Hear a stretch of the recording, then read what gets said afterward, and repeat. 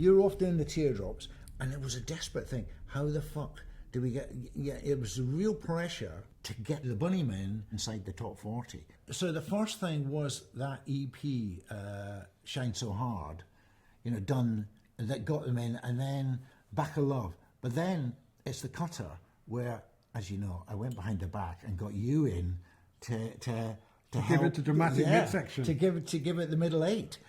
And have I told you what it was like when I took it back up to Liverpool? I don't think you ever did.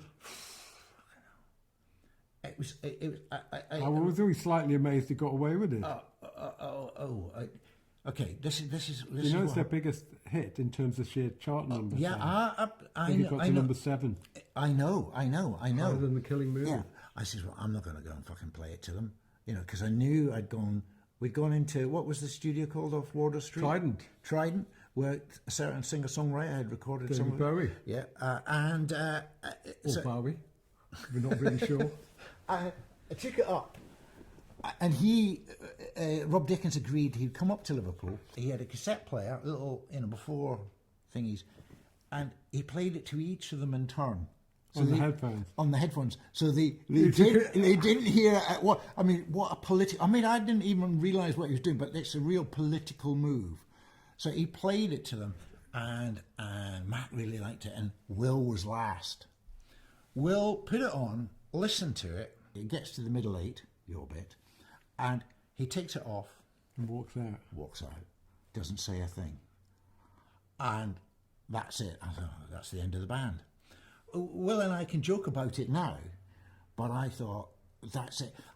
For me, that symbolises one of the things I brought to Teardrops. I was really interested, and I still am, in what makes something a great record, what gives pleasure to people, what maximises that pleasure. And it's hard to do, it's one of the things I think is ridiculous in the music business, this whole idea of, anyone can sell out if they want to. It's fucking hard to make a really, enjoyable record. Come up with bits. How do you make? What does this thing need? What does this bit need? What does it need to make it better? I'm more pop than I'm rock, and a lot of what your paean to the Bunnymen is a very rock one. It is, yeah. And but that's their strength. That's what I'm saying. You can select criteria, and one of the things that I always really liked, and I think even great rock bands. Led Zeppelin knew how to make a pop hit. A whole lot of love is a pop record. Hang on, that was never released as a single in the UK. But not in the UK, but in the US. But and I still think Anarchy in the UK is a pop record. It is. Yeah. And I Feel Love is a pop record, and some of the Kraftwerk singles are pop records, and these are very extreme bits of music, but somehow they have something that really, really works. And one of the things I think I was trying to do with, in my eyes, I saw the Cutter when you brought it to me as this thing that was like that. Yeah.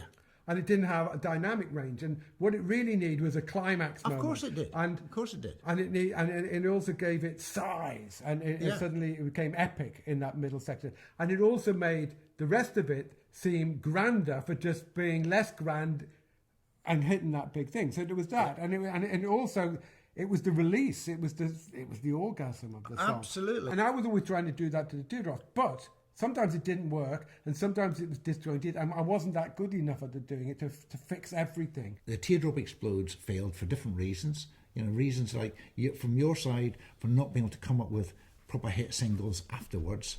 From my side, it's because they never developed a mystique. They never, ever, all the time it was being destroyed. I think it had its own mystique, and not in the cool. We weren't as cool as the Bunnymen. We weren't as stylish as the Bunnymen. We weren't as visually consistent as the Bunnymen. But there was a weird mystique, mainly because Copy was a very larger than life, colourful madman character. And I think he's a great artist in the broadest sense of the word artist, and still